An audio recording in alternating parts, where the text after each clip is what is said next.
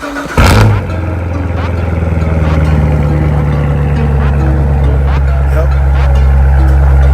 It's that time.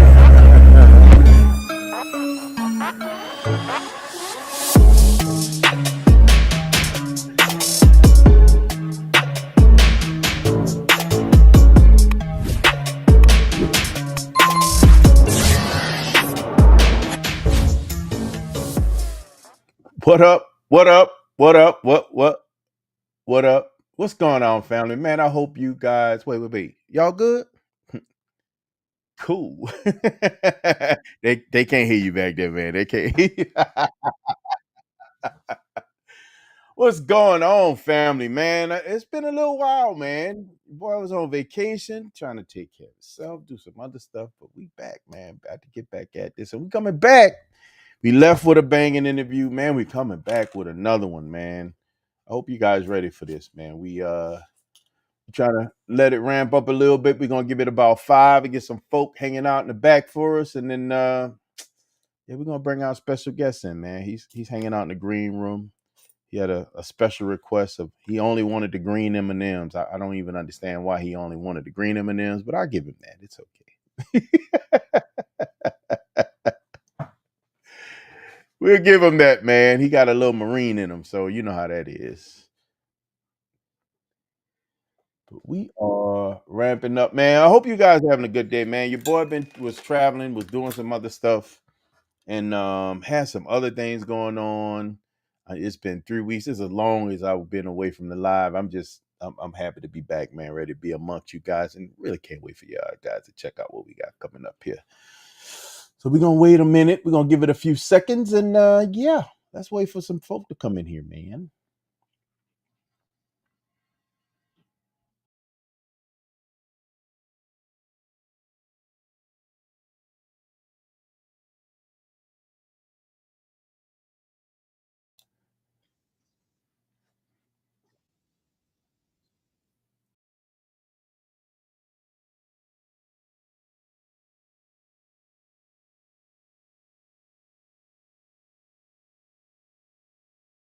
Yeah.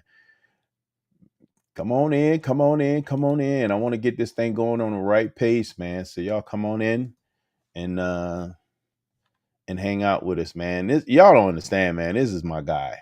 I can't wait for y'all to meet my guy, man. This is my buddy. Uh, I had to have a very serious talk with his wife this weekend and let her know that I love this guy, and she's just gonna have to deal with it. This is my bro, man. Y'all don't even understand. No words, no words. We're gonna give it a couple more minutes and we're gonna ramp up, man. How y'all doing today? We had this yucky weather that ended up really nice, so I'm not complaining right now. Let me talk. Let me talk.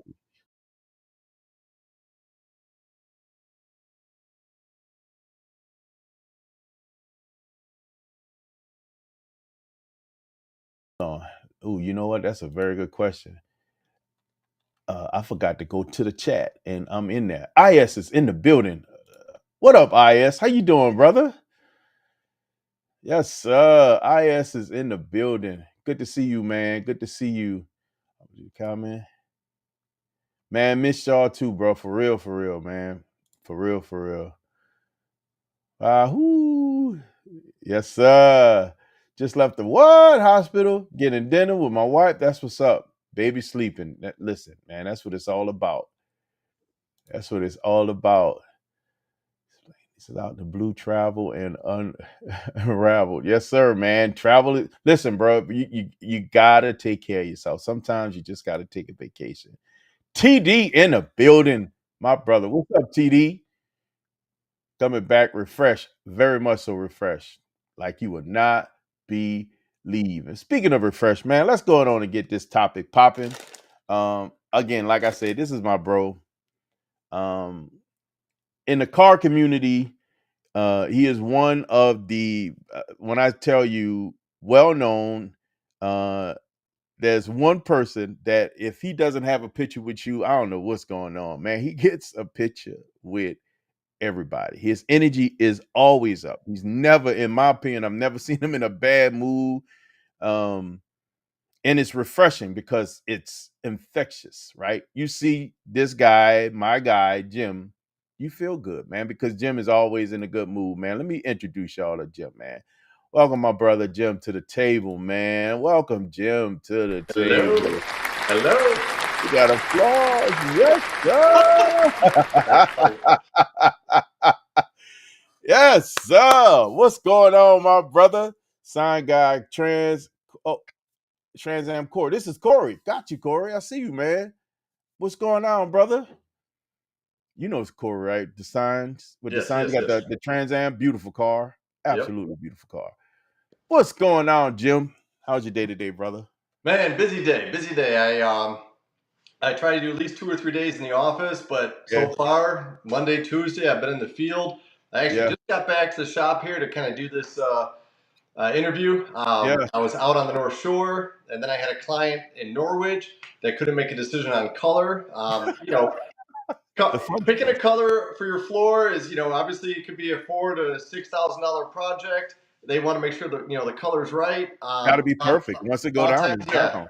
they don't want to do it online. So I come out with my samples. We look at the decor, the garage, and we pick a color. Man, that's what I'm talking about. I can't wait for and I got to tell you, I got to get the other garage built first before we do it all at one time. So my job when I'm ready is gonna be a big one. Lefty in the building. What's going on, Lefty? Lefty is the enforcer. What's going on, Lefty? I'm good, man. I'm sorry if I missed it, man. When I take a vacation, I shut it all down. No social media, no nothing. I separate myself from the world. I separate myself from the world. But I appreciate you, my brother. All right, man. Listen, we gonna dive in. Let's dive into this gentleman right here, man. If y'all know him, man, make sure y'all shout out to my brother Jim, man. Do some greetings, man. Y'all know how we do. We're hospitable in this space. Let's be hospitable. Right off the bat, man. One way that I like to, anytime I'm talking to anybody about anything, when we're all car guys, so Yeah. bros and cars, it's interesting how we have this theme that is so strong, especially when it comes to even what you do professionally, that we're going to dig in deeper. But it's always around cars, right? These things pull us in. These cars allowed us to meet each other and be cool. You know what I mean? It's these cars that draw and create these relationships, should I say. But outside of these cars, we still got these people that are important to understand as well. Let's talk about the people, man. Who is Jim? So, Jim, where did you grow up, man? Wow. I grew up in a town called Des Plaines, right, Oh, just northwest of O'Hare Airport. okay, So okay, my whole childhood life was having a conversation and then pausing, letting the plane pass, and then continue the conversation. I went to Cumberland and Chippewa junior wow, high, so okay, that was kind of funny because again we're close to the airport, but at least I could walk there. Um, and then after that, went to Maine West High School. Maine West High School. Did you play any sports or anything like that? Yeah, the funny thing is I was very athletic. Okay, Uh, they asked me to go out and run for cross country or do track. Um, I actually was more of a burnout. I know that sounds okay, funny, but yeah, I was actually more of a burnout. But I was always athletic. I just was working out. I had a part-time job at a gym, okay, and so I had weights at my disposal, and I actually didn't mind running. So let me back up a little bit. My parents were very frustrated with me in grade school.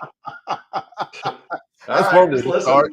listen. This is a good story, but it'll explain a lot. So Okay, my parents were really frustrated with me because I was kind of hyperactive. Now I'm just motivated, but back then I was hyperactive. And I wasn't doing too good in school. So okay, they sent me to a summer military academy. And it was probably the best experience of my life because, really, oh, yeah, as a young kid, when you're between, sixth and seventh grade, you're just a baby. You don't think about it. But when you get pulled out of your house and put into a military school, I believe it was a 7 or 8 week school, and you actually went to classes during the day, and then you did like military things or drill at night. Um, Structure.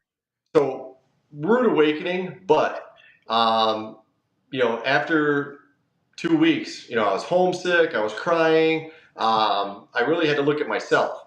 And as a young, boy or becoming a man, to Yeah. really understand yourself, going into, seventh grade or junior high was a very mature step for me. But here's the kicker. We had to run every morning, Wow. and that was the lineup to go eat. So if you were slow, you ate last, and you had to eat fast. Oh So wow. I don't know what happened, but I was hungry, so I ran fast.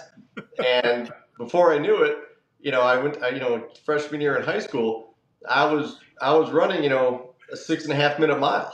That's what's And up. All for yeah, and free. they're like, "Bro," like, hey, you need to go out to track. And I ignored them. I didn't want to be involved. I just didn't like staying late at school. I didn't like school activities. Yeah. So finally, my junior year, I literally did a 6 minute mile, and that was In it. So junior the year. football coach, the track, they all came to my English class and said, we need you to run for the school. And I said, no, I'm not interested. So that's what's kind of funny about my high school. I was a burnout, but yet I had one of the best run times in gym That's class. crazy.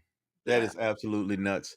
So for me, man, I knew from high school. And by the way, Paul's in the building. What's going on, Paul? Hey. Crown Customs in the building, baby. Crown Wheels. Listen, y'all need to check them out, man. Go check Yep. out them Crown Wheels. They the truth for real. And the Lambo's looking amazing on those wheels. By the way, Paul. Oh my God. And oh, by the way, Lefty said, "Man, we can keep our fancy cars. Just give them a G body. That's all he cares about." So, man, I ran track in high school. Just a little background for me. I did track as well in high school. I was a sprinter, um, and it was one of the things that running for me. I wasn't. I felt like I was doing what I was supposed to do. Running for me was an escape. Like when I ran long distance, it was a way for me to work out whatever was in my head. I can run until I work the problem out, then I'm walking. I don't care where I was walking. But that's a very very interesting story. The military for me, just at the back side of this, is it was the structure that I needed. My senior year, I did everything probably but what I was supposed to do. I think the first half of the year, I knocked the grades out the park, and then I coasted the rest of the way across the finish line. It was like, man, college wasn't gonna be. I felt like I knew I would fail college. I had to go to the military. So outside of, you mentioned your first job. You worked at a gym. Was that your first job? Actually, no. My first job was at Jewel grocery Really, store. Julasco? Yeah, yeah. I was a bagger. Hey, Really? how That's would what's I? up. How would I know I'd become a bagger in the Marine Corps, right? But yeah, Yo, they hired me to be a bagger, and then I moved up to facing the aisles, and then I did some work in produce. So it's kind of weird, but when you're back when we were kids, I mean, that's all we want to do is get out of the house and get a job. yeah, yeah. I mean, having that for me, um, because my parents didn't have a lot, so being able to go out there and get my own money was everything. You know, Yeah. it was more important than a lot of things. I think stuff. That's what's up, man. Absolutely, brother. Thank you. Appreciate you, Paul. Is it from bagging to riches? That's what's up. That's what's up. Second job was I worked at a Jiffy Lube. really Yeah. A okay. buddy of mine said they needed help, and I was a burnout gearhead in high school, so I figured that's an easy job, changing oils, doing diffs. We weren't doing brakes or anything fancy like some of the Jiffy Lubes do now. It was Yeah, more or less just fluids. You Jiffy know, Lube was all fluids. It was yeah, it was just like what they call the points. They do literally oil change and lubes. It was pretty yep, much all it was back in the day, right? yep. Oh my goodness. And Then then, it was then, and then I had a job working at a gas station. Um, that was fun because nobody wanted to work the night shift. I don't know. It was just weird. I didn't care because I think it was a senior at the time, Yeah. I just would take the night shift on the weekends, and that was the best because you're just a young kid and you get to experience the riffraff coming in. Yeah. Obviously, Yeah. at the gas At those station. hours. Yeah. What's that? I say at those hours, that's all that was coming in there. Yeah, it was an AM PM 24-hour shell. Oh wow. Yeah, remember those? Yeah. Well, yeah. Yep. Yeah. Oh I my learned all goodness. about cigarettes, tobacco, chew, all different kinds of mixed drinks because people were coming in, buying everything, getting ready for some road sodas. And, Yeah. it was kind of weird. I'm surprised my parents let me do it, but I grew up fast. I learned a lot about adulting or not to do or what to do, and Right. so that was interesting. And then another cool job I had was I was a porter at a Chevy dealership. Another porter. A Get out of porter, here. yeah. I just run cars in and out for the sales guys. And again, that got me into cars, understanding cars. Just I worked with the mechanics a lot. Sometimes I would, when I wasn't porting, I'd run over to the service center and work with the guys. There was one guy that always built rear ends, and he taught me how to set up the backlash and dial everything in. And it just little bits and pieces that got me into the whole car scene, or more into the car scene because I was always into it, Yeah. but just more and more involved. And so that's kind of my high school. And then obviously after high school, how my life went. Yeah. Okay, let's talk about this. First car. First car was a '77 Cutlass. What? Yeah, You had a yeah, cut. Oh, lefty. Oldsmobile. Lefty. 77 Cutting was his first car. Lefty just fell in love with you right there. Yeah, but here, check this out. I was such a gearhead. I took the car to my aunt's house, pulled the motor, had the short block, hot tanked, rebuilt by a company called Motion Dynamics. I don't know if they're still in business. They're Yeah. off of Oakton, over in Arlington Heights, and Yeah. then I port and pocketed my own heads. What? Yeah, I had a little Dremel tool, and we did it in shop class. So I went home and I was pretty analytical for a punk kid burnout. I actually took water and filled the valve cavity with my little CC syringe to see if I could open up and expand. How much airflow there was.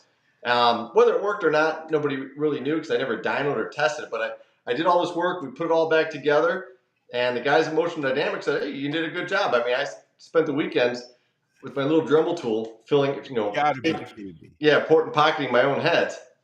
And then we put it back together. It ran fine, and that was it. But I never really ran at the track or dynoed it. It was just kind of like a kid's hobby. Just as a let you know, man, I had a 79 Cutlass. Mm.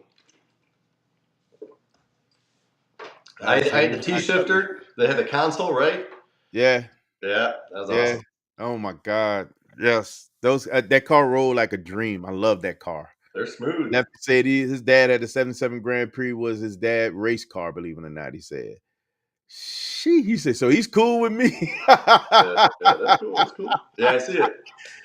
Thank you, Oh Lefty. my God. Man, that's how long did you have the cutty? Oh man, probably a good year and a half in high school, Yeah. and I had it all through. I sat at my parents' house while I was in the Marine Corps, and then I sold it about 2 years after the Marine Corps. Let's talk about Marine Corps. All right. As we mentioned, you joined the service and you went to Yep. the Marines. All right. I never understand those guys. That just doesn't make sense to me. I got a running joke for the Marines, right? Marine that goes in the recruiting office. So I have a Marine that goes in the recruiting office, and he's sitting, well, a candidate that's going into a recruiting office, and he's sitting at the desk with the Navy recruiter, and he's like, "Man, you did okay with your ASVAB. We can find a job for you, and look like you graduated from high school, and I think we can actually utilize your service for the government. So all I need you to do is sign your name on a dotted line." And when he grabs a pen, he looks at it, and then he headbutts the paper. He say, "Ah, man, you're on the wrong side. We got to send you over to Marines."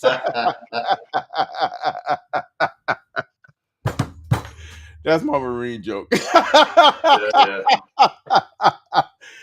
Marines, what made you choose the Marines? So I wasn't a troublemaker, but I was definitely a scrapper and a kind of agitator and willing to, take on a challenge. I don't want you to think of me as a bad guy, but in high school, if there was an opportunity, to meet somebody at 3 o'clock high, somebody pissed somebody off, you got into an argument. I felt like we were always wrestling and scrapping with a lot of people. Sometimes we go to other high schools just for games, and I don't know. I was one of those guys that they kind of put in a group where hey, let's get Melchard over there, and I just I was always in shape. I always took care of myself, even though I was kind of like with the burnout crowd. And then I just felt like I wanted to see the world. I didn't want to go to college. I wasn't too excited about school, although that Okay. did change.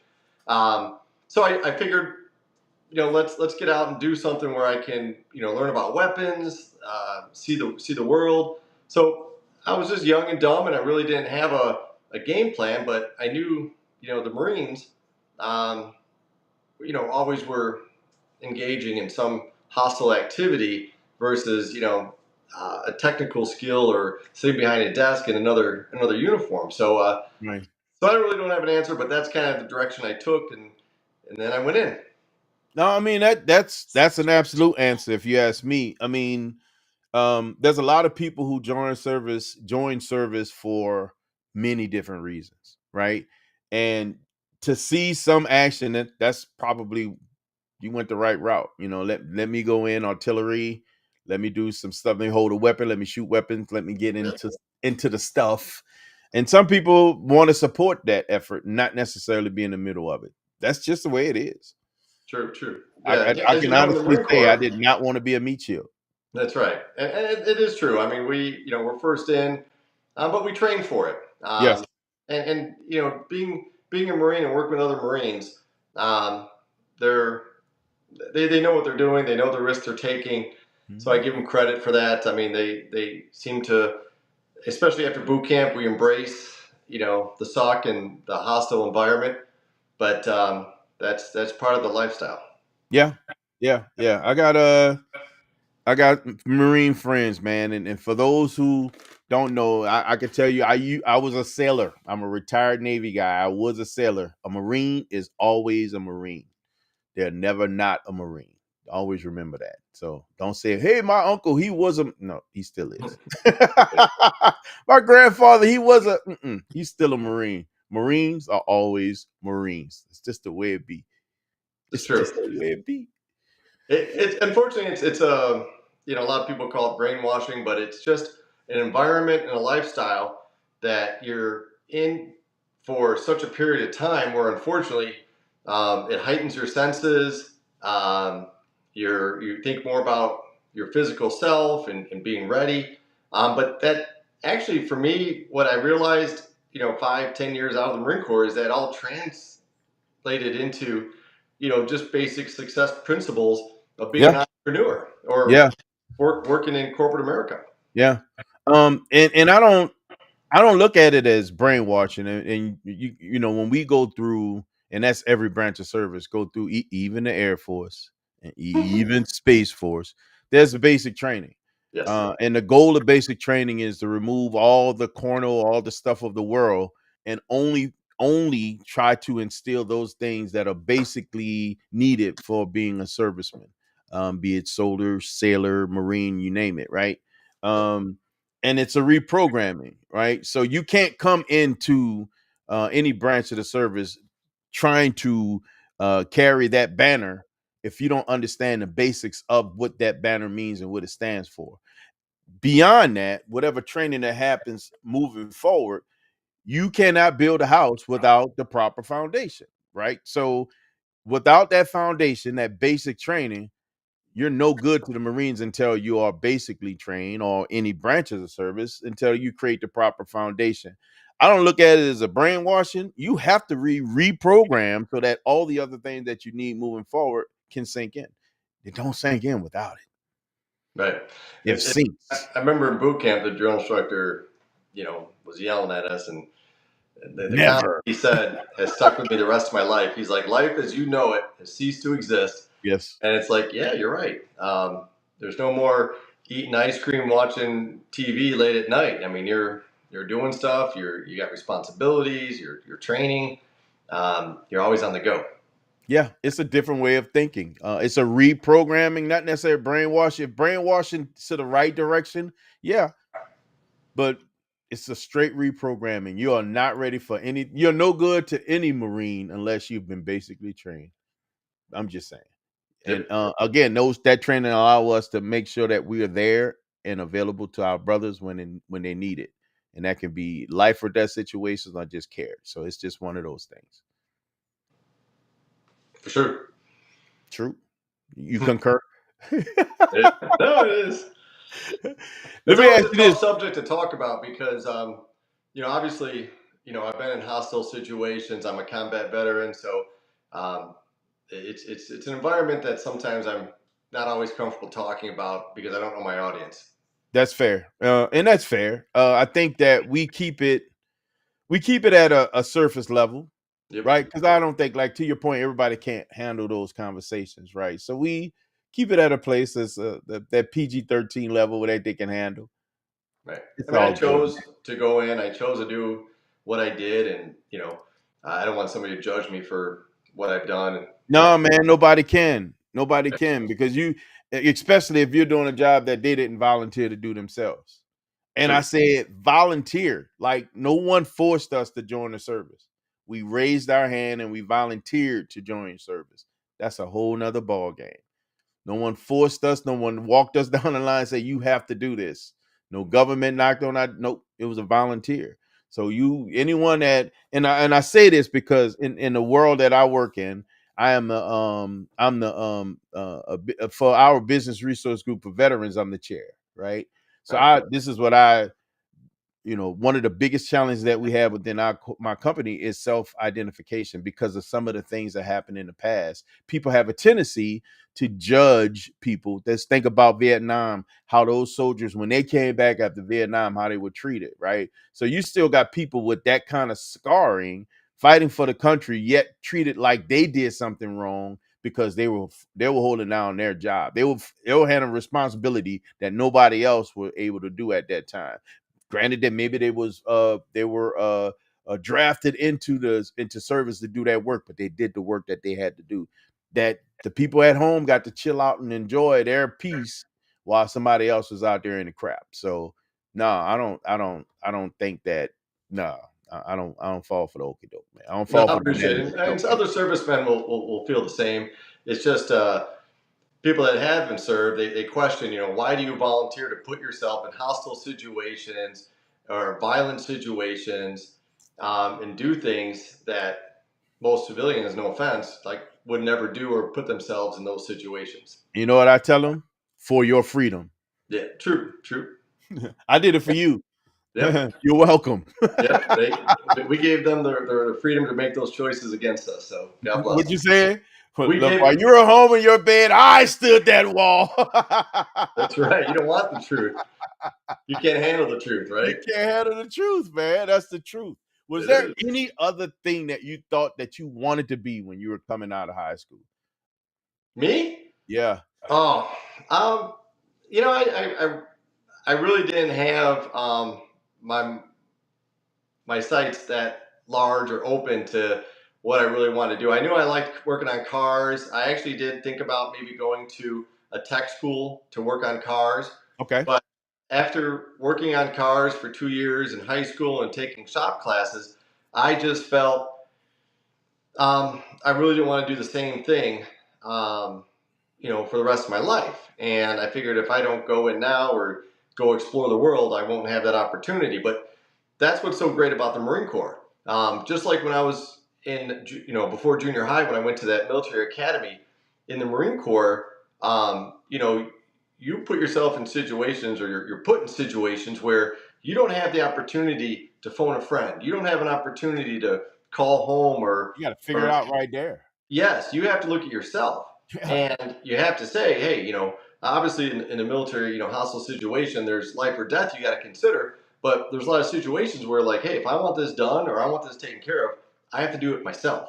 And Yes. that's where you really grow up and learn to say, hey, who am I and what do I want to be? You have a lot of, not so much now, but when I got out, I always had these friends like, oh, I don't know who I am or what I want to do or what I want to be. But after 4 years in the Marine Corps, you kind of have a pretty good understanding of where you want to go and what you want to do because one, you've had so much self recognition, and then two, unfortunately, you had a lot of downtime where you're sitting in fighting positions or waiting on a chopper to pick you up, an Yes. extraction, or you're sitting on ships like you, because I was on Yeah. ships for probably 4 to 6 months, depending on where we were at. Yeah. And then at that time makes you think of, wow, who am I? What do I want to do? Where do I want to go in life? And so when you get out, for me at least, I hit the ground running. Yeah. For me, I don't want to sound bad, but it was kind of like, hey, I was out of jail. I'm free, Yeah. and I'm going to Yeah. go do something. There is a bit of a freedom that happens. You got to think when you're in the military, you're in the military not for it's not a 9 to 5. It's a 24/7. So no Yes. matter what you're doing, even when you're off on your time, they can call you in on your own time and say, "Hey, look, we got to go." So it's you got to come in here. It's a 24-hour job. Well, So when that's you why when they let you leave, go or cut you loose, you disappear. Because you disappear. if Literally. you're, yeah, if something happens and there's a situation where I they do got, not want to be around when they're ready to call people back. I'm gone. hey, they've gone through our barracks and just grabbed people. Hey, get on your uniform. Let's go. Yes. We're going Yeah. on an op, or we're going to go Yeah. and do this, or we need security Oh, in we the need base. people. We need 3 people for this. We need 5 people. Yeah, trust Yeah, me. let's go. Try that at work. Like go in somebody's office. Hey, 3 of you, let's go. They're like, Not gonna happen. Not on a yeah, nine yeah, to yeah. five because we don't have them that long, right? Yeah, Not they on a won't nine do to it. five. Carlos says yes. He says stories from Vietnam changed my mind about joining the military after high school. By the way, Carlos is one of my absolute oldest friends. I've been knowing Carlos since the 3rd grade. This is my brother from New Orleans. He lives in Ohio now. Salute to my bro. Love you, bro. That's my guy, man. He's also a Corvette guy now. So yes, sir. Let me tell you just a backstory. We got 3 of us, man. Me, my brother Carlos, and Raymond Green, man. We in elementary school, man, we all talked about, we used to see these things. We all 3 of us, man, I want to own a Corvette. We all gonna have Corvettes. We gonna be driving Corvettes. These are elementary school kids, man. We waiting on Raymond to pull the trigger, man. We got 2 of us down. We got one more we waiting Yeah. on. We got one more we waiting on. God bless service. Yes, sir. Thank you. Appreciate you, man. I just didn't get all the details. Worst mistake, not going. And you know what? And Los is yeah, I know because we talk about like the retirement side of things and how that what does that look like beyond that. And Los always talked about, man, I should have went to the service. It ain't for everybody, man. It really isn't, right? For some people, if you have challenging issues with taking orders, it's not gonna be for you because you're not gonna always feel like they're treating you like a man. There's gonna be times you're gonna feel like they are talking to you like a little bitty child, man, and you got to respond in kind. So it's not for everybody. It's not for everybody. It passes, but it's not for everybody. I'm just saying, it is not for everyone.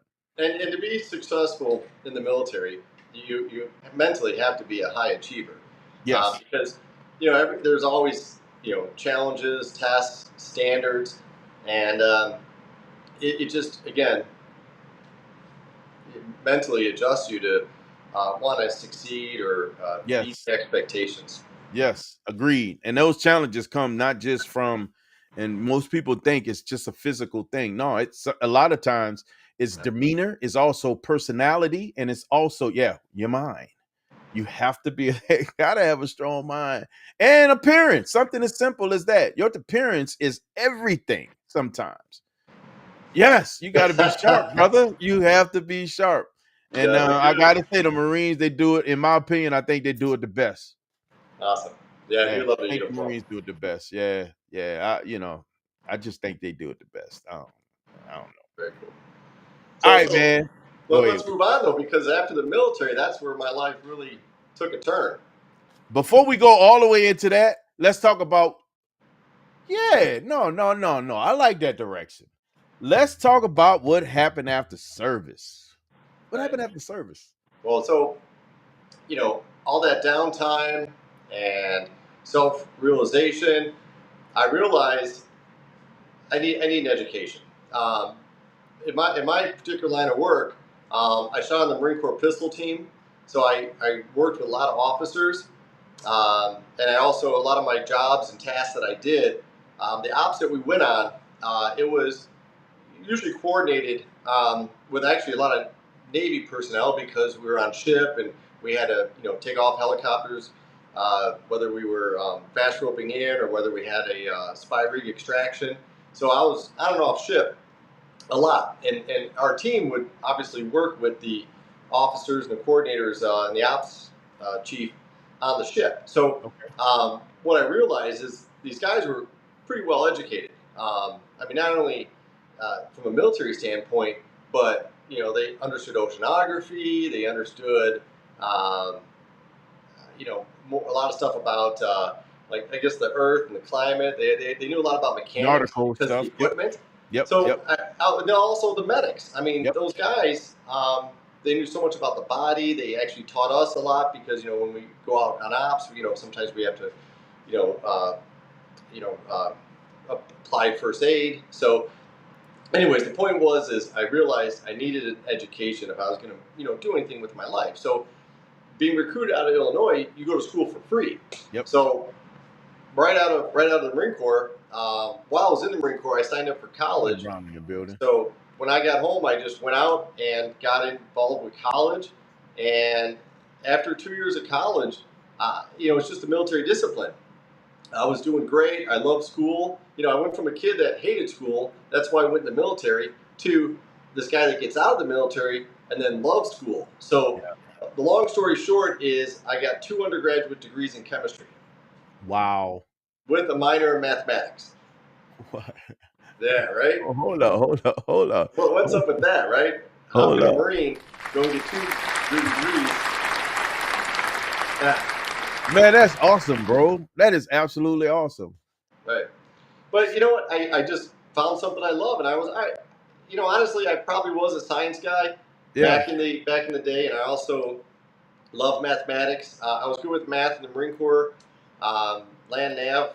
I don't know why. It just seemed like it really came easy to me. So here I am. Math, that was for me. Math was super easy. I never did nothing less than well, I got my first B in trigonometry in college, but that guy was a knucklehead. But anyway. Yeah. So I've got a minor in mathematics. I took 2 courses in differential equations. Um, but anyways, the point was is uh, I just love the sciences and I loved chemistry. I think a lot of it had to do with my mentality to remember things and recall things. So I understood the periodic table. I understood all these organic formations. I loved physical chemistry. Um, for no reason, I applied for an internship over at Baxter Pharmaceutical. Really? Yeah. And they said, yeah, they whatever. I went and interviewed and I got hired. So I did I think it was about 2.5 months, maybe 10, 12 weeks between my junior and senior year working at Baxter Pharmaceutical. Well, believe it or not, I did well. I fit in. They actually were kind of surprised I was a college kid, but you got to keep in mind, I was 3 years, 4 years older than a typical college kid because I was already in the Marine Corps. Right. You've And already put some time so in I your was belt in the Marines. 24, I think, between my junior year, 23, 24, and did really well. In fact, I even had a publication that summer from isolating very lactic acids. There's Who various is this parenterals. guy, Jim? I am learning about Joe. My God. That's Are all you right. serious? So there's parenterals where I we didn't do Jim's certain a brainiac. formulations, and You we have a nerd. hard time. I'm never gonna look at you the same. Go ahead. I'm sorry. I'm never gonna look at you the same. You know that, right? No, that's all right. So we had a hard time analyzing certain products with the impurities and also the the ingredients that we were using to keep it simple.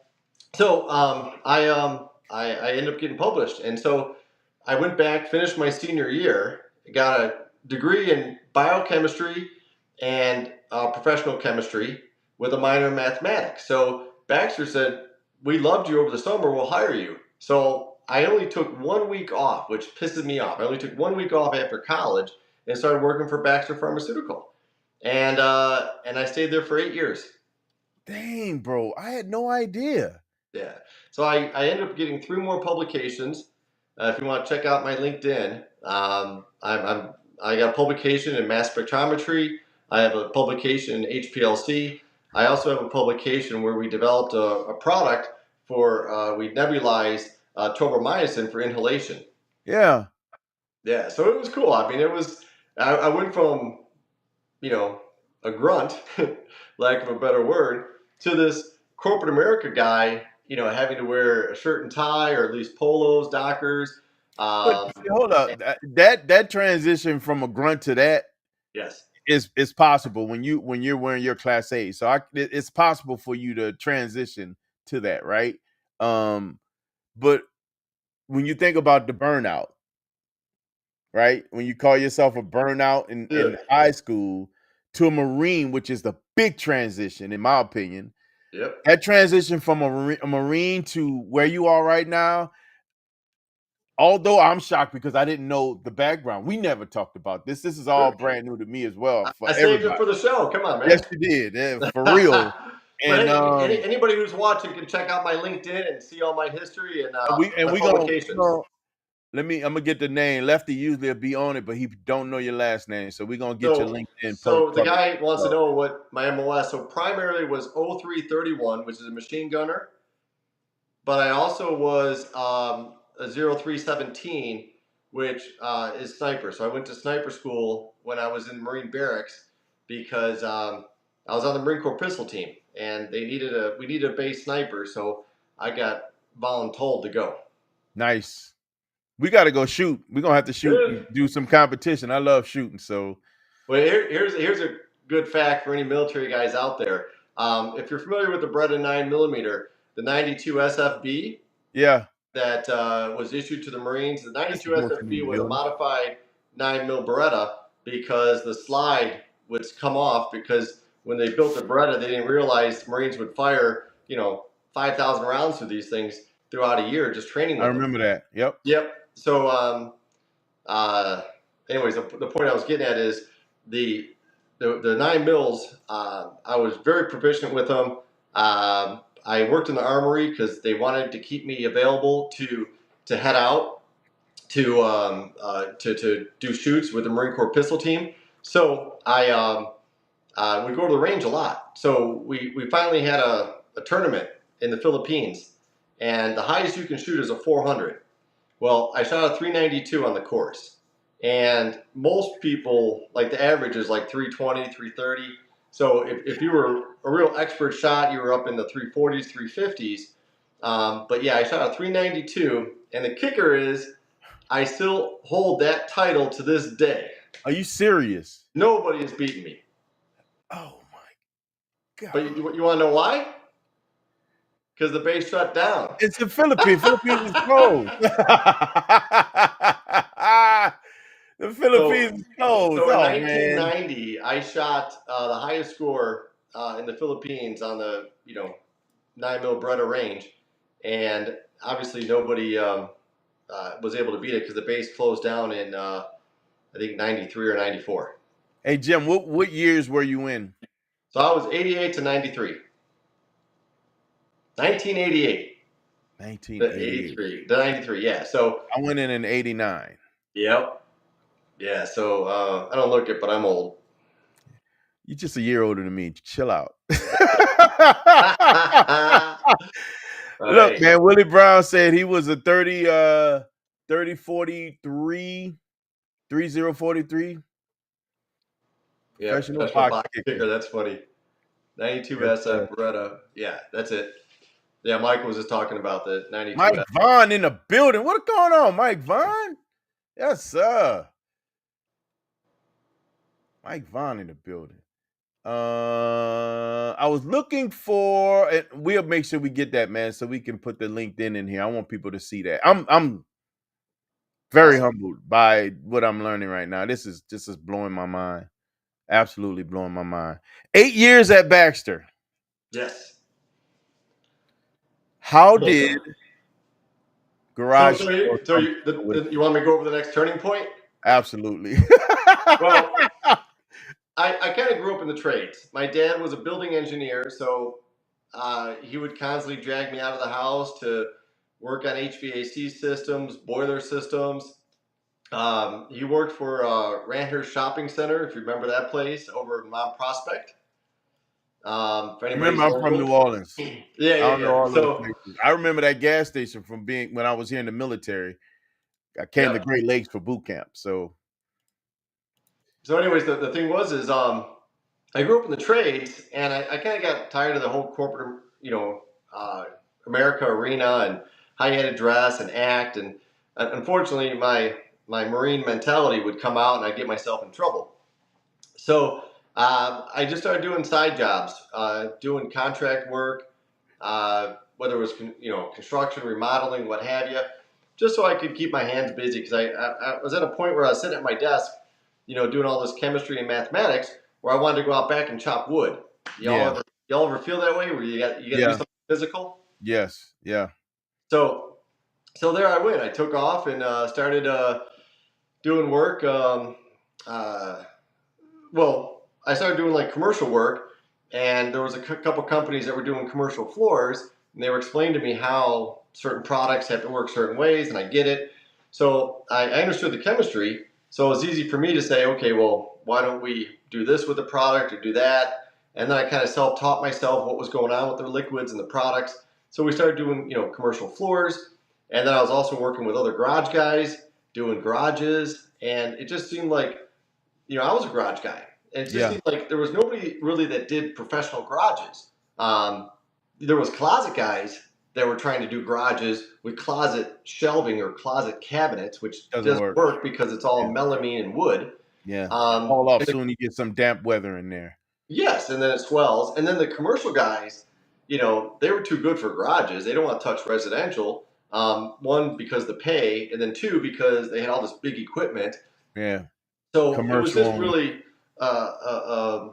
a thought process of how can we scale something so we can provide like the residential market.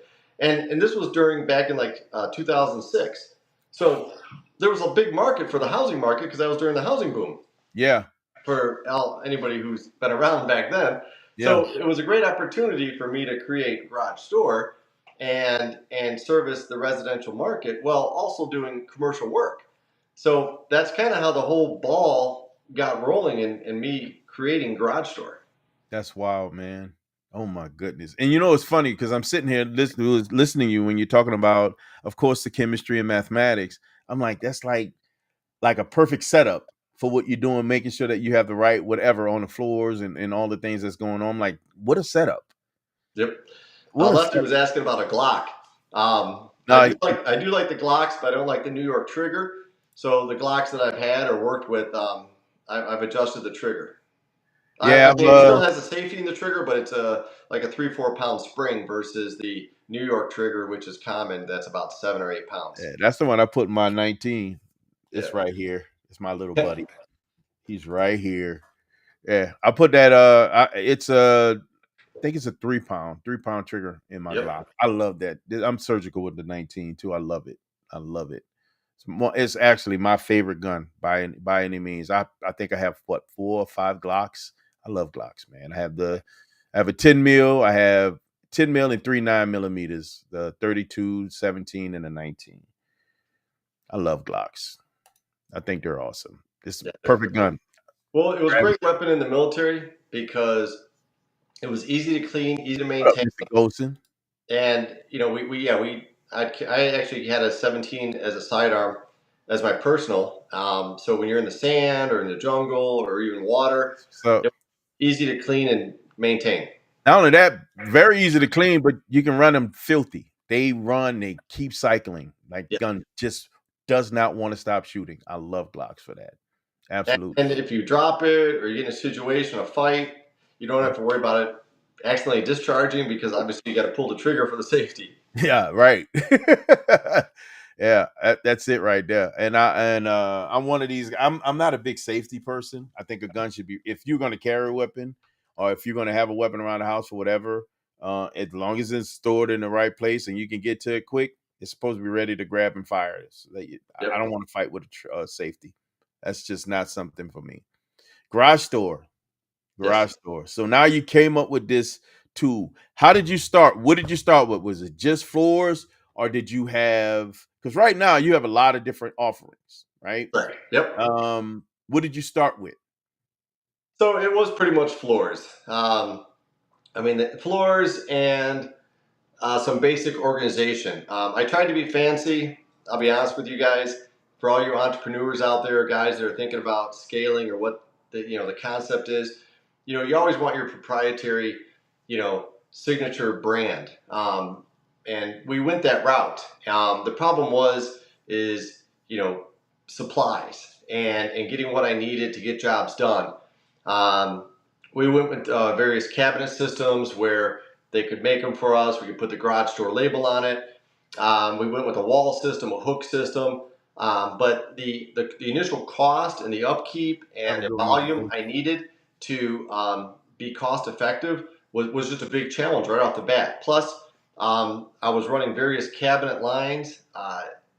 The honest truth is, it was frustrating to go to somebody's house and design something, and they say, "Oh, well, you've got two different cabinet lines. Give me two different designs and two different prices." Well, now I just doubled my work to present an option for this client. So I realized things have to be, kind of, focused, narrowed down, kind of slim it, be lean and mean. So we were working with Gladiator Garage Works, which is this whole Okay. cabinet line system behind me. These cabinets, all these accessories. So Yeah. Whirlpool makes a garage organization system, and they came to me and said, "Hey Jim, you've got this garage business. We're trying to grow this product. Would you be our Chicago rep?" And it's like, That's awesome. yeah, sure. That's Um, awesome.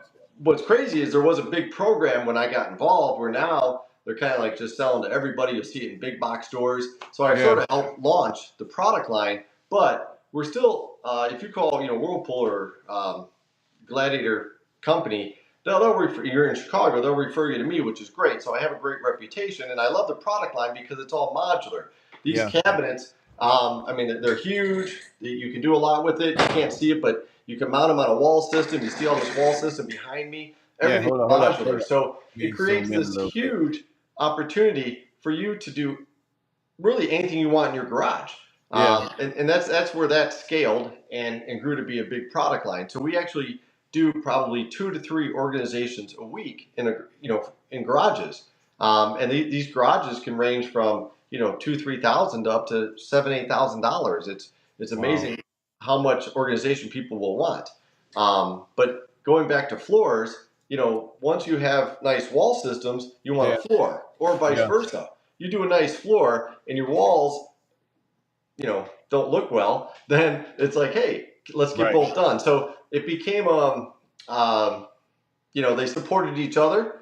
And once we did one wall or one garage wall, they would call us back for the floor. Or if we did the floor, they would call us back for organization. So we realized we had a portfolio of products here for the garage business, and it just sort of took off. I mean, it took 2 or 3 years, but eventually, we were running 2-3 crews a week. That's awesome, man. Yeah. Good Lord.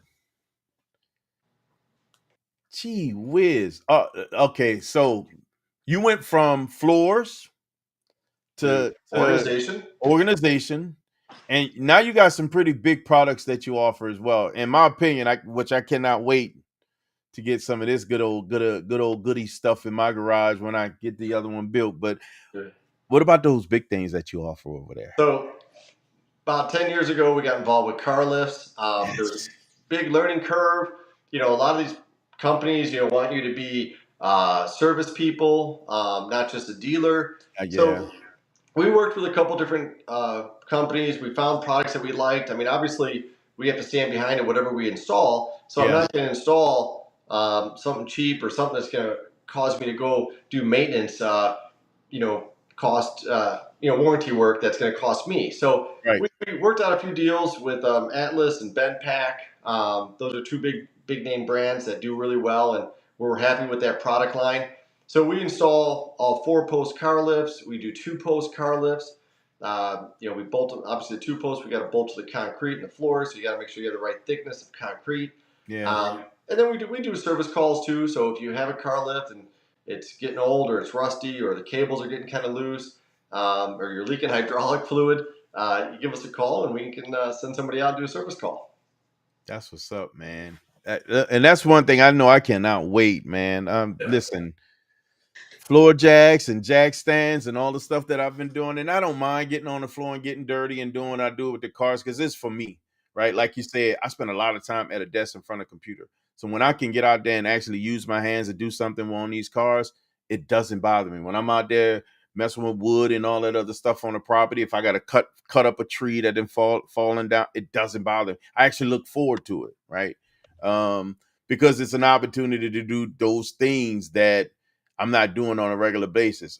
I don't mind being in front of a computer and doing those things, but man, sometimes it's kind of cool to be out there, like you said, and chopping wood or busting Okay. something up, or you know what I mean.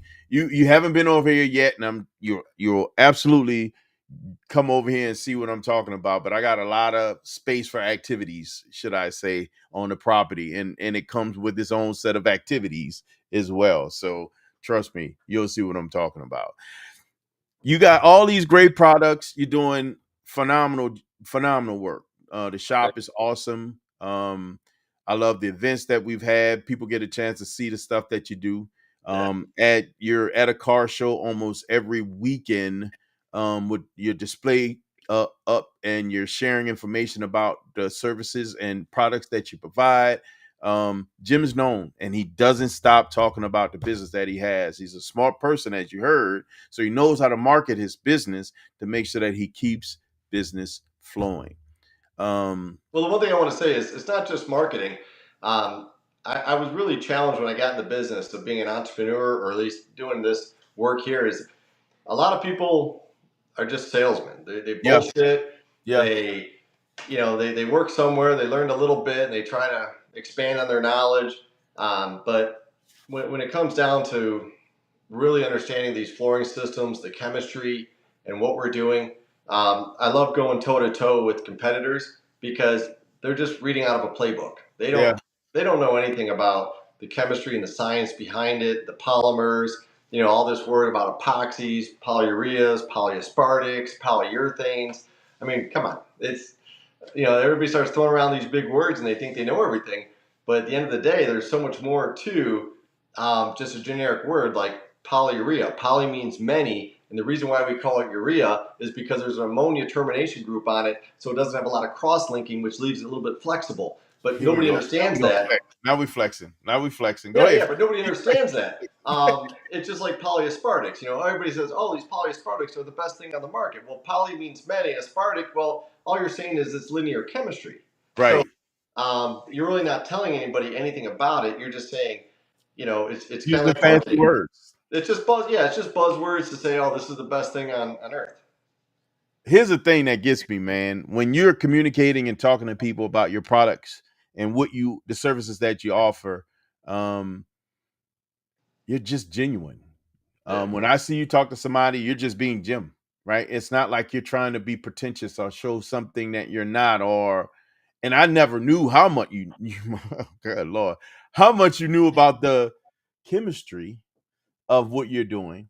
And now it's like I can see it. There's so many things that are in alignment based on how I see you deliver your message to people when you're talking to them.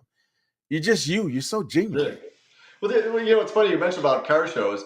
Um, people are like, "Man, you work every weekend." You know what? I'm having fun. I mean, Yeah, bro. if I didn't have garage store, I'd probably be at the damn car show anyways. At least I'm working and having fun at the same time, right? Yes. It's like being a For example, bartender. what was that at the country club? You weren't Yes, working the then, farms. and you showed up. You were still there. You weren't Yep, working yep.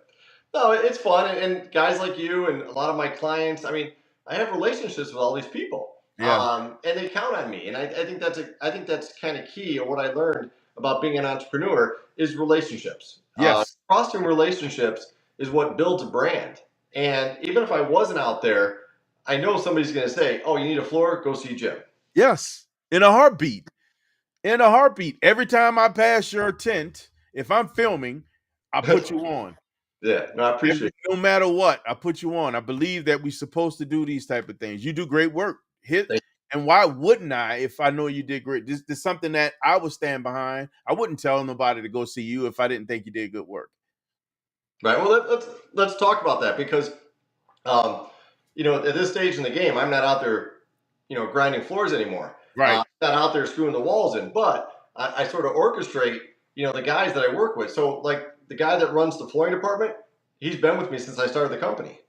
Um, One of the guys that kind of oversees and runs a lot of the installations, he's been with me since I started the business. That's So I crazy. have core employees that have been with me, some since I started the business, others 10 plus years. And honestly, that's kind of the challenge on running a small business. It's not just a relationship with the clients; it's the relationship with your employees that they can believe in you and trust you, and then consistently do good work. And that's kind of brings back the whole military with leadership. Listen, if I got to have 2 or 3 guys go into battle with me, um, I can certainly get 2 or 3 guys to go grind a floor with me. Right. Yeah. But not only that, but it tells something about the business and who you are if you got somebody that's been with you from the beginning. And these guys got tenure that are working with you and they're there with you. That's what you want. Yeah, I You mean, want somebody that's pleased with the work that they're doing, they're pleased with the leadership that they're receiving and the relationship they have with the boss. That's not a bad deal. right. That's a good It's tough. deal. I mean, I'm not saying I'm not trying to brag like it's easy or give a false image, but employees are always challenging. Partners are always challenging, but Come on, man. you've got Listen. to have that teamwork and that Yeah. relationship with them. When I left the military, the one thing I told myself I never want to do ever again is be responsible for souls. I do not want to lead people. I will manage processes. I will Yep. manage processes until I'm blue in the face. I do not want to manage bodies anymore. Yep. They take a toll on you. It does. It does. Especially if you care, it's going to take a toll on you. So I'm good with managing bodies. Don't want to ever do it again. I'll Sure. manage a process until I'm blue in the face. Jim goes to car shows like almost every weekend. Sometimes he's rocking a tent. Sometimes he's hanging out at the car show and being part of it. That means you have cars. What Yes. vehicles do you have there, Jim? Well, my original vehicle or car is a '97 Cobra, and I picked that up.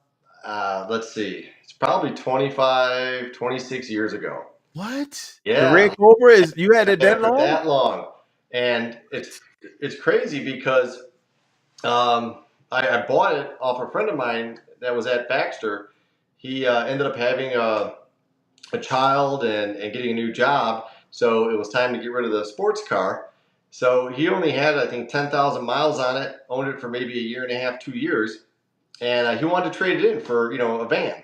So I went with him to the dealership.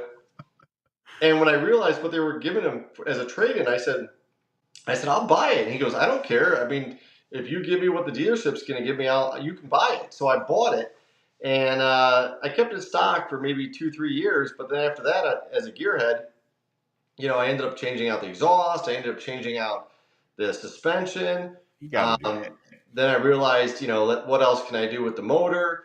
So right now the car sits. It's a 10-second '97 Mustang that has a motor that turns about 750 to 780 horse, somewhere in that range.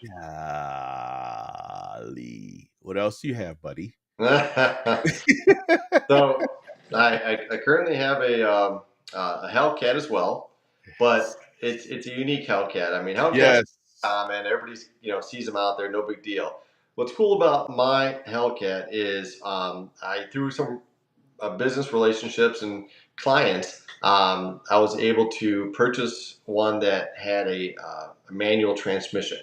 Yes. So if you guys are familiar with Challengers, the Hellcats, and the Super Stocks that come out, all this, that they were very limited in 2019. By the time 2020 came around, it wasn't even in the computer. So the only people that were really making or putting what do you call it, manual transmissions in these were anybody who had relationships with Chrysler, Dodge, or Stellantis, what have you. Anyways, that's how I got it. The guy had a relationship with Stellantis, and they built it, and then I bought it. So I have a 2020 Hellcat with a M6, manual transmission. It's a Tremec, I think T56 Yep. XL from the factory. Yeah, pretty cool. Very rare. Very rare. Not a common thing, guys. What Yeah. else do you have, buddy? Well, because of the motor in the Hellcat, I used to drive a 2015 Jeep. It had a little 6-cylinder, and going from the Hellcat to the Jeep sucked because there's no power in a Jeep, right? None. Not in those Well, Jeeps. they came out with a 392 Jeep. So the Jeep has the Jeep that Dodge came out or Jeep came out with was a 392 motor, which is 500 horsepower, 500 pounds of torque. And that's how I picked one of those up, and I put a straight pipe on it, got an open exhaust, put some 38-inch wheels on. Obviously, I did a lift kit, I did some lights. What else did I do? Just some few mods. And so yeah, so that's my other toy. The funny thing is I go to these car shows with supercars and all these high performance cars, and my Jeep gets more attention because Yes.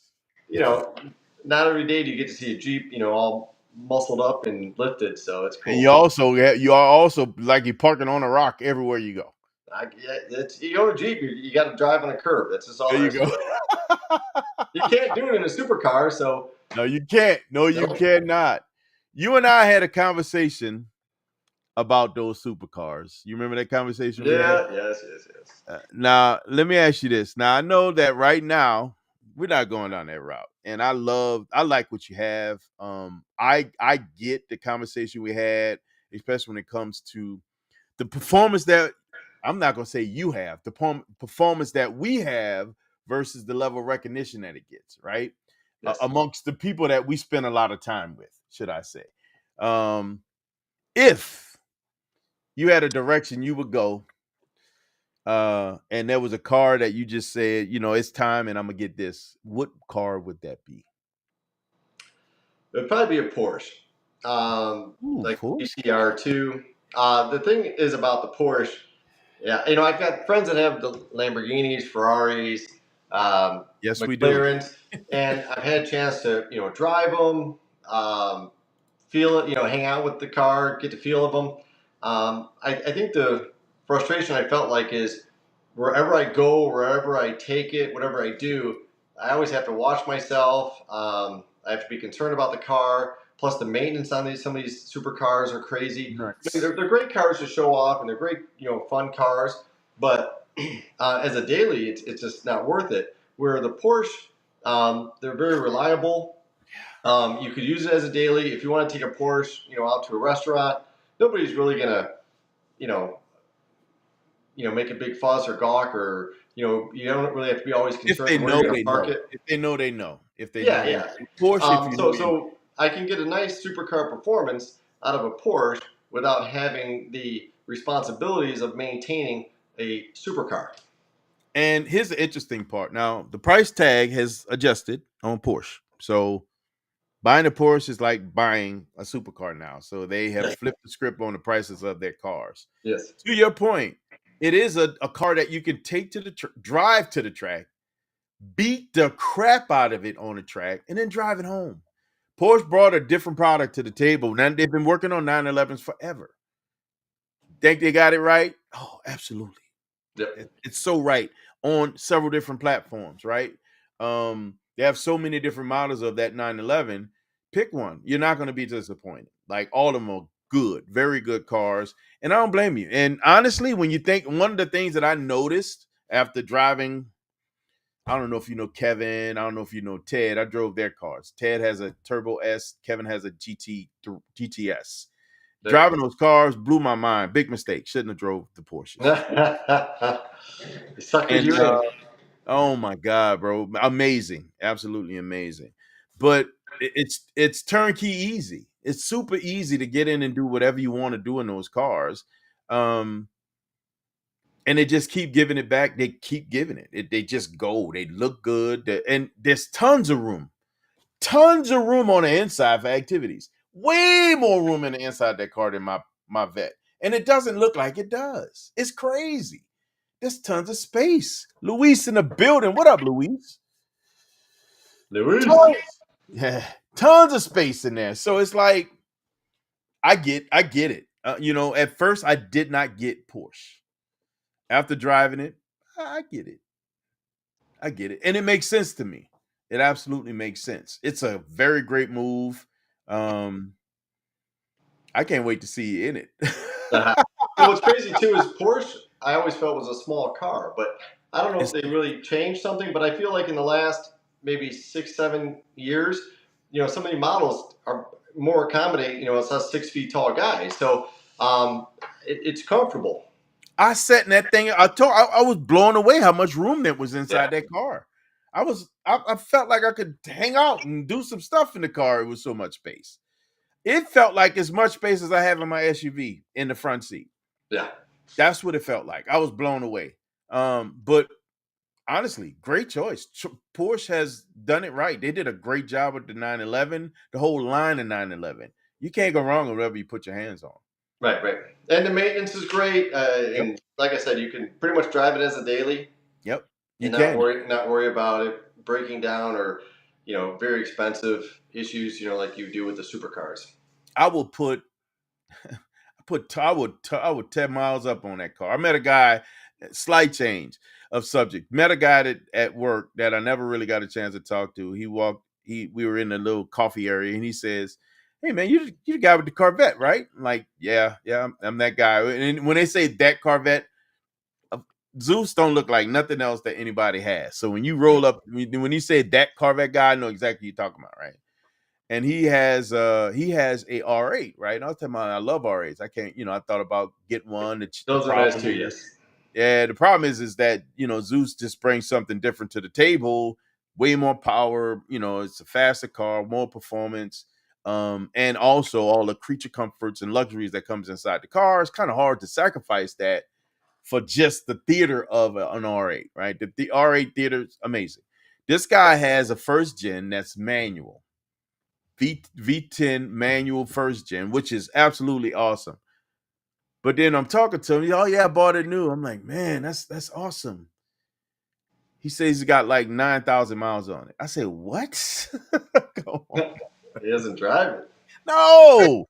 Why do you have this car, all this performance, and it lives in a garage?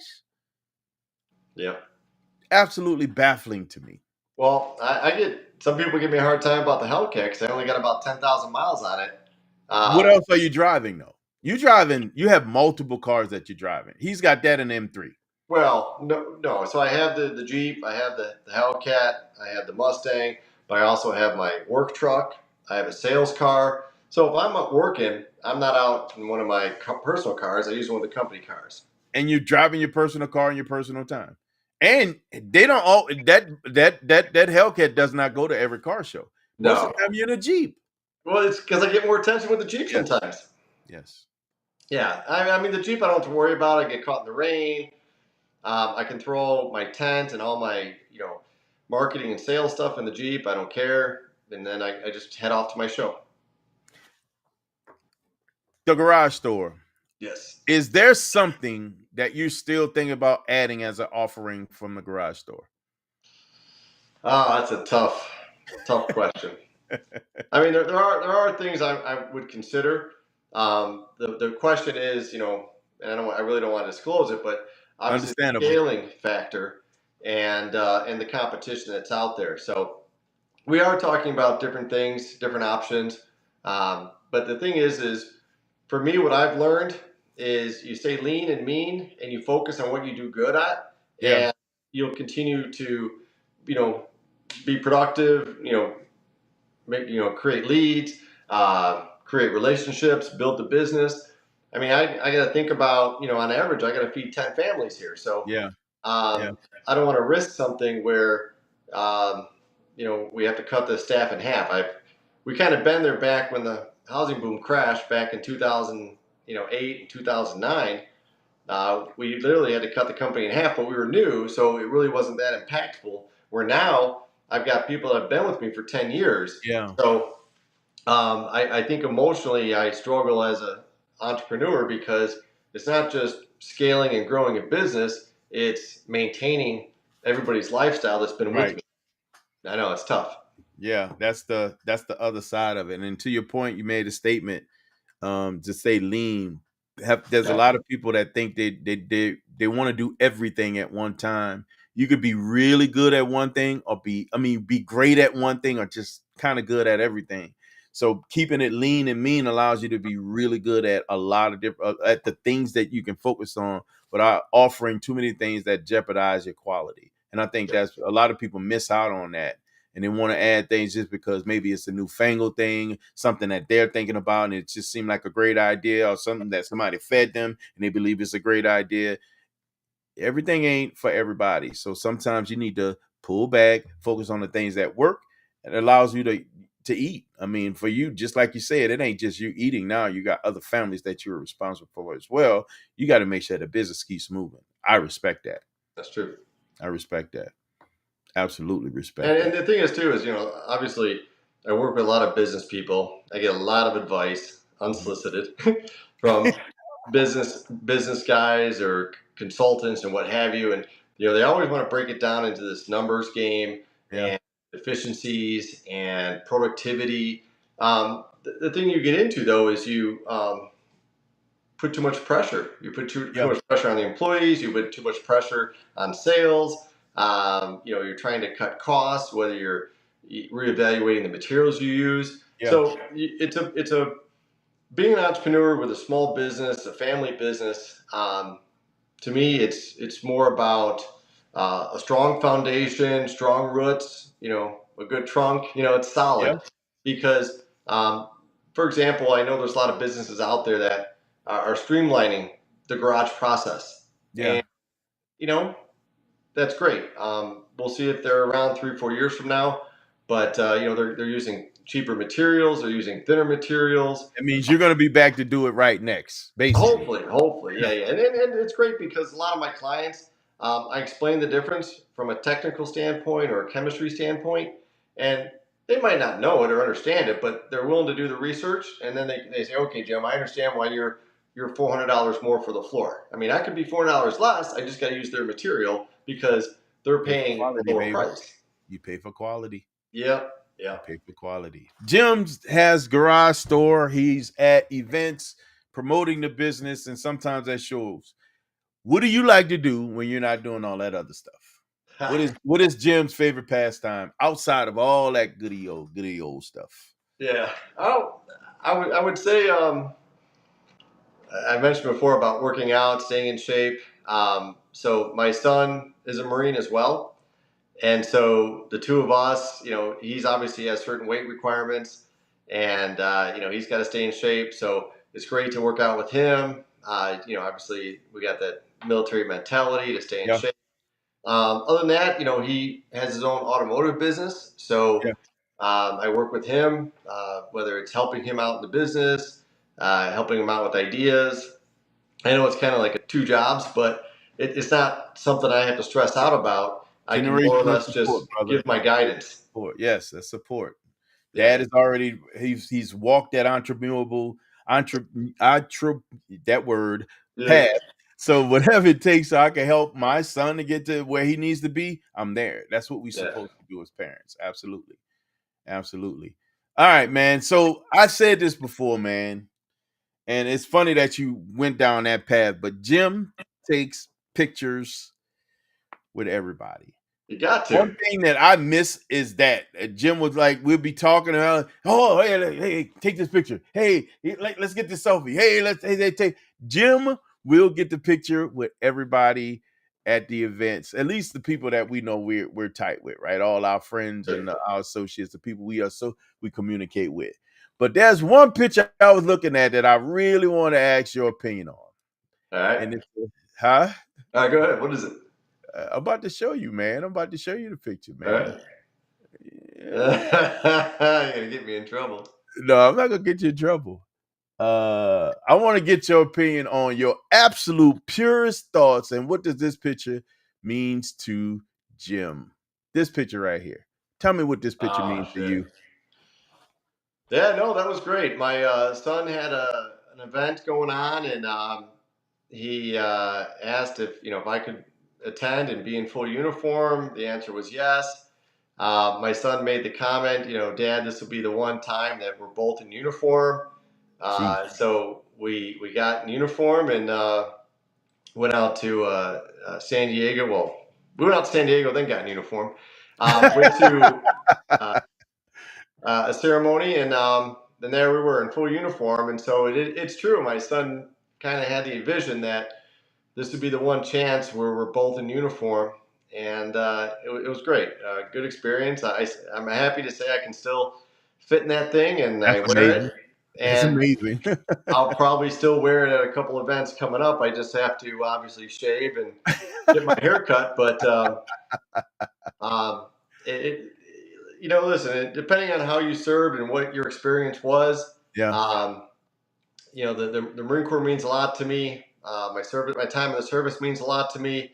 yeah, The guys I served with means a lot to me. I get together with these guys at least every 2 or 3 years. We have a small reunion. Might be 4 or 5 guys. Might be 10 guys. We all do the FaceTime chat together. that's We awesome, support man. each other. It's a Brotherhood, brotherhood, and brotherhood.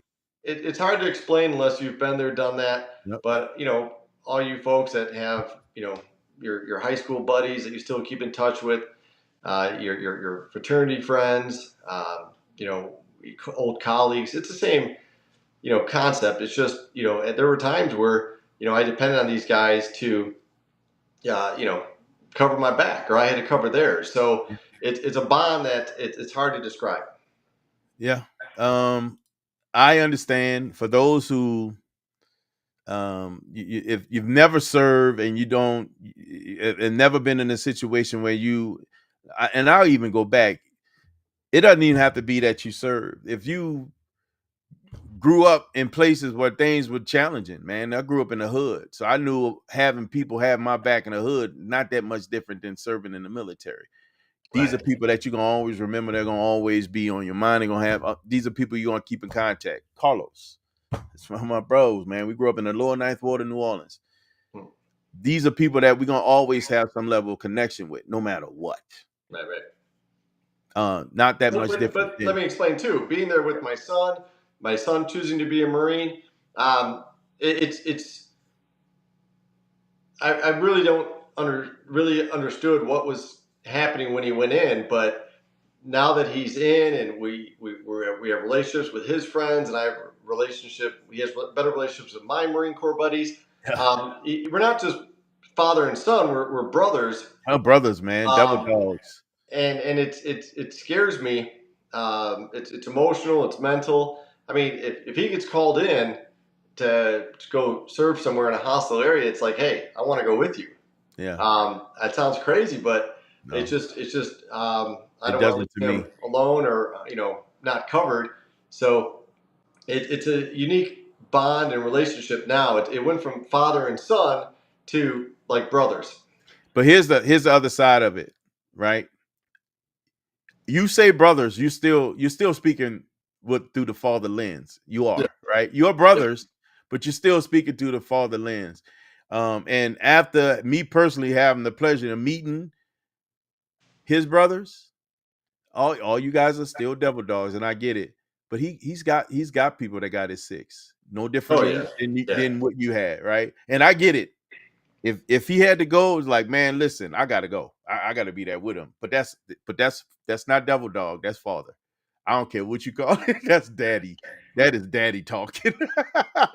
Because you should have, no different than you had the confidence in your brothers that had your back. He has his brothers that has his back. But That's daddy talking, and I well, respect it. I don't he take was it a away couple from him. Marine buddies of his came in town and they wanted to go out. So I'm like, all right, let's go. So I hung with them all night till probably 3, 4 in the morning. Maybe had 2 or 3 drinks and just basically was their chauffeur because I know young Marines, right? They're gonna go out, they're gonna drink, they're gonna have fun. You're gonna let their hair down for Oh real. yeah, right. Yeah, So I figured, well, then my job as the staff NCO would be keep an eye on them, make sure they're good to go. So let them let their hair down. we loaded them up in the Tahoe, took them downtown, and I basically hung out with them. And like I said, I had maybe 2 or 3 drinks the whole night, so I was cool.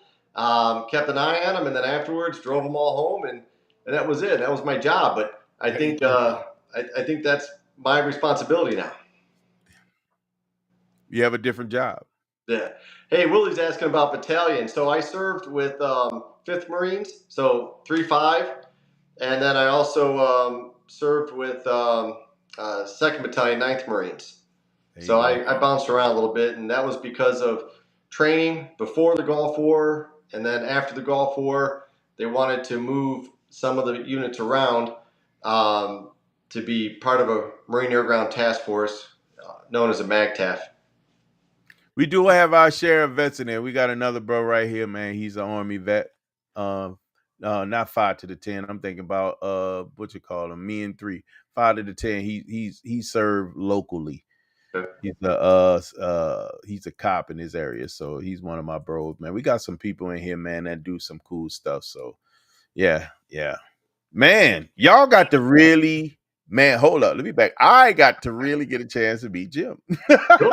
I'm glad. Yeah, this is good. There's Especially some for everybody stuff out there I watching. did I mean, not know. I well, think will about it. never look You're at working you every the day. You same. really don't have a time to sit back and chat about your life, which Now was we enjoy great. each other's company. Sometimes it's just talking about what's present. We don't have it.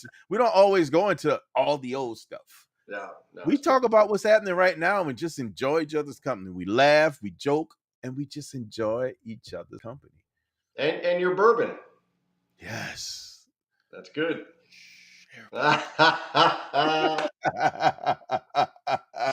Yes. Oh, that's good. 5 to the 10. You gonna know what I'm talking about. 5 to Yeah, the 10. yeah. You gonna know what I'm talking about. Yes, sir. Man, listen. Jim, I'm gonna be frank, man. This was such a treat. Like I learned so much. This was um wow. Like for real, wow. Like I didn't know, bro. I had no idea. And some things I knew, some things I did not know. And hey, it's a pleasure. That's cool. No, I I appreciate and it. it was great. You know, I remember the first time I saw you, the first time we had a chance, I shook your hand. We were at it was the first um Clear Capital event. Oh yes. It was the very first Clear Capital event because you brought the Hellcat out.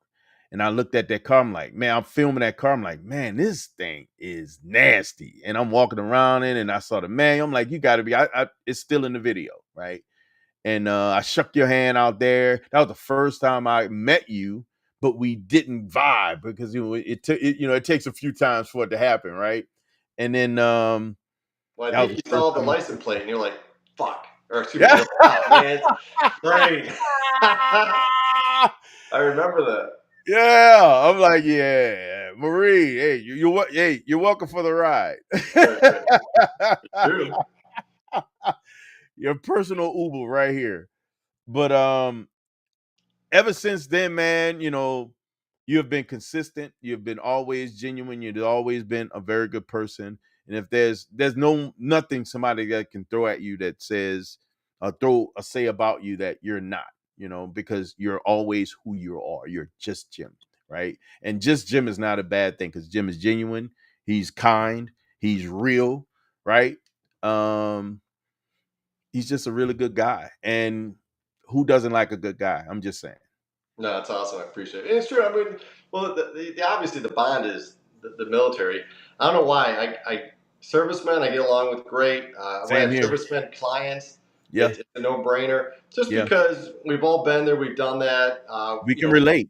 Yes, Yeah. yes. We can And relate. I can let down my guard with you, so that's Yes. why I'm comfortable. In fact, I think this interview or podcast wouldn't be the same if it wasn't you because I'm just comfortable Yeah. sharing my life story with you. Yeah. I appreciate that, bro. I appreciate that. That means a lot. That means a Yeah. whole lot.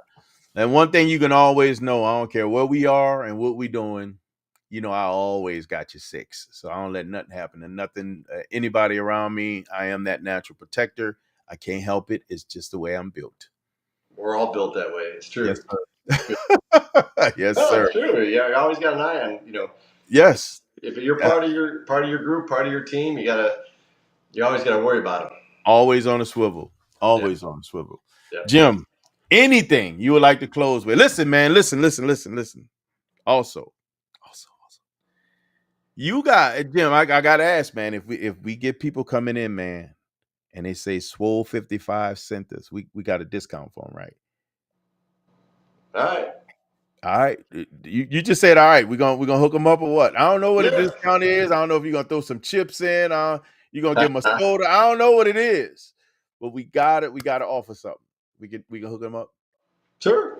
Okay, that's all I need to hear, man. Make No, sure y'all. I'll take care of them. I always do. There you go.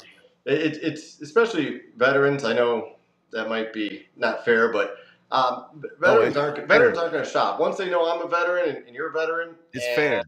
I mean, they they got know I'm veteran not going to discounts cut all around corners. the They know I'm world, going to do a man. good job. So, but yeah, anybody who comes in from your podcast, I'm happy to take care of them, be fair with them. So feel free to give me a call or check us out online. It's garage-store.com, or you can check out our social media, obviously. We're gonna make sure we get all that stuff out there so y'all can see it, man. Any closing words before we wrap this up, Jim? Any advice you want to share with people? Any closing words? Here's what I've learned. You're a pretty smart guy. A real smart guy, and you're educated. You have experience that some people can only imagine and dream about. You're an entrepreneur. You've worked for major companies, Fortune 500s, Yep. and you have some things on your belt. You have some experience. That means, as my mom would say, when you open your mouth, you actually have something that to say and that people probably could listen to and learn from. Any advice that you would like to share as a closing statement, Jim? Wow. As entrepreneur or just in life? As from life, man. Anything. It doesn't matter if what is your heart telling you want to share with people from an entrepreneurial perspective, from a life perspective. Right. It's whatever. Well, let me put it in the content of this program here. Um, you've heard different stories of my transitions, and my transitions were because just passion, doing what I enjoy, what I felt was real, was me, what I was comfortable with. You always want to challenge yourself and get out of your comfort zone, but you want to be able to do what you believe in and what you're passionate about. Yes. I think the honest truth is I'm really not a salesman, but I'm good at giving good data or good information. So I feel like when I meet my clients, I educate them, and then they realize, oh, this guy isn't really selling me; he's more or less educating me. Because I feel like if you're educated and you're informed, you're going to be able to make your own right decision. I mean, obviously, there's people that are going to go for the dollar or the cheapest way, which you can't win them. But the thing is you want to be yourself and follow your dreams, and it sucks because then you might jeopardize relationships. Case in point, if my wife was watching, she was kind of upset when I went this route because I left corporate America. I left a white collar job to be a blue collar guy. That didn't look good in front of her friends. So you can't be afraid to cross boundaries and be yourself and have passion and believe in yourself. If you believe in yourself, you're gonna succeed and grow. My brother Zay, this is the guy that wraps my car. He's a entrepreneur. He's a business owner. He says, "What advice do you have for a business owner?"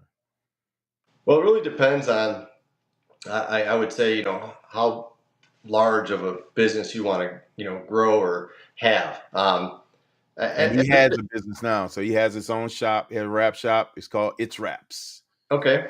Well, I think the big thing would be is the business structure. Um, uh, you got to have a good structure and protect you liability wise. I know this might be a little bit off topic here, but you really need to understand business. Whether how you're incorporated, how you do your taxes, and how you manage the business financially, and also whether you're going to be using your own money, whether you're going to be using credit, whether you got equity, and plus whether you're buying property, equipment, because you want to make sure you protect yourself while you're growing and expanding, and not increasing liability. Plus, you want to scale to a point where you can sort of fund it 50%. Because if you're, scaling at 100% loans, one bad month or two bad months, You you're out of underwater. business. Yeah. Right, you're done. Yeah. So you want to, the old lean and mean uh, adage that I gave before. To me, that's the trick of being successful. But obviously, if you're looking to scale and you can bring in a venture capitalist or other investors, then obviously you're diversifying your risk, and then you can have them help you grow as well. Yeah. But That's good if you, stuff. if you if Zay could be more specific, I'd be happy to answer some questions. And honestly, if he doesn't have it right now, because I don't know if he might be working right now. It might be All right. wrapping up for all I know. But eventually, and I talked about this on the last live, we're gonna get all these guys in one place where we can all have. Yes. I know too many owners, and I would love to have all these owners in one place, just like my guy with the where's his name on here? He's got the Trans Am. He has a sign business, so he's also an entrepreneur. Has his own business with his family. He's talking about handling employees. Yeah. Says treatment, do's and don'ts, how to handle and manage the employees. So I definitely, and I'll let you go approach this conversation there. I mean this question. Sure. So with employees, you obviously you want to promote employees that can do the job without you telling them what to do on a daily basis. I really believe in empowering my employees. So I'll give them the big picture and see if they can fill in the blanks and get the job done. They can do troubleshooting. I like it when they come to me with the problem, but maybe have an answer or a solution, and then we That's a can. military thing. There, don't come in with a problem if you don't have a possible solution. Right. So then we can kind of discuss the solution and whether it's one, two, or three ways directions to go versus just throwing it back on my lap. And then then they feel more empowered and they can do the job. The other thing too is with raises or money, it should be incremental with some kind of more responsibility. Employees will always say hey I need another dollar an hour, $2 an hour. Okay, well we'll go $2 an hour, but now you're responsible for this, or you're responsible for this, and then keep scaling up. And that That's way you good. reach a point where you're not really, you know, doing the day-to-day operations, or you're not worried about the simple. For me, it's like tools on the truck. I have no idea. I'm not going to worry about it. I got guys that run the trucks and are responsible for the tools and the equipment. Yeah. So you have just an example like that where you can scale up their responsibility, and eventually, they're getting paid appropriately, but they have obviously responsibility. Plus, it empowers them to say, "Hey, I want to take the company this way or this direction." So there's a lot of times we have jobs where I'm not there, and they'll say, "Hey, Jim, we decided to do it this way, or we're going to go this way. This way was actually more cost effective." Well, and this way, we decided to go this way, but it was better for the customer. But we're still going to have to come back tomorrow. It might cost us an extra $200-300. But I give them that freedom because I don't want them to be afraid to make those decisions. And I can't be everywhere. I mean, I'm running Yeah. 4 to 5 crews a day. Yeah. Yeah, So that hopefully makes that sense. helps out. I get it. I mean, that empowerment creates ownership. Ownerships it creates, make them stakeholders. Stakeholders don't want the business to fail Right. because they believe it represents them as well, as opposed to just being an employee. I'm just flipping burgers. I'm not McDonald's. McDonald's don't own me. But when they take ownership and they take that type of level of responsibility when it comes to the business, they're starting to act like a mini gym because of how passionate they are about the business. They want it to win as well. Right. Hmm. And you got to lead by example. Yeah. I get accused of doing too much sometimes, or they're like, "Well, why are you on this job, Jim?" It's like, well, it keeps me, in the trenches. Like, get out of here. Yeah. Jim, man, thank you so much. Cool. Yeah, Um, appreciate it. This is great. I'm really happy. I mean, let's talk to some more of these owners. Let's try to get together. We could do it here at Garage Store if you want. Sounds like a plan. And I Yeah. want to I want to pull it off and get the owners together. It allows for some level of cross pollination. It allows for some level of mentorship that can happen. I think it'll be helpful for everybody, and this is something that I really want to put together. Cool. Again, cross pollination is also a great thing. You know, it's not a bad deal to have somebody that's hanging signs over a garage and like, man, them floors looking pretty rough. I got a guy for you. You know what I mean? And you Yes. say, hey, that's a nice car, but hey, you ever thought about putting some PPF on it or wrapping it a different color? I got a guy for you. So when you have these guys, hey, you want to get some wheels done? I got a guy that does wheel. Everybody start feeding everybody. Hey, you got all these extra cars. You need an extra garage? I got a guy for you, right? So we could put all having that cross pollination. You duplicate yourself through those relationships. You don't Yeah. have to be the one that's doing all the marketing. Now you got other people that's promoting garage stores, Illinois. That's not even next to you. That's on the other side of the state. You know what I mean? But it Right. works. It absolutely works. Cross pollination is important. But we're gonna work that out. We're gonna put that together, man. And Jim, thank you, man. I appreciate you for taking the time and hanging out with us. I told you it was gonna go by fast. You see what No, time it's it is? cool. I told I'm you. having fun. I'm excited. I mean, I guess we're wrapping this up, but I'm still ready to go. So okay. Look, man, if y'all got any more questions, it's the time. You still turned up. He thought he was gonna be tired after 30 minutes. I told you Right. it go by fast, man. Yeah. No, It for goes sure. by fast. This is I like this. When you get an opportunity to share, again, you got people now that know more about Jim that has a relationship with Jim based on this. Yeah. Right? All now they have to do is come to a show and get a picture with you. That's it. I'll be there. You'll be there. Well, the problem is now is if I don't take the picture, somebody thinks I don't like them. So No, it's he takes a picture, especially when he remembers. He say, "Oh, get a picture of us. Come on, take yeah, the." yeah. Well, people Or people you can like remember. it's just human nature. You love the engagement. Yes. You want to be involved. Yes. I feel like a lot of these people come to the show and nobody's really engaging with them. So Yeah.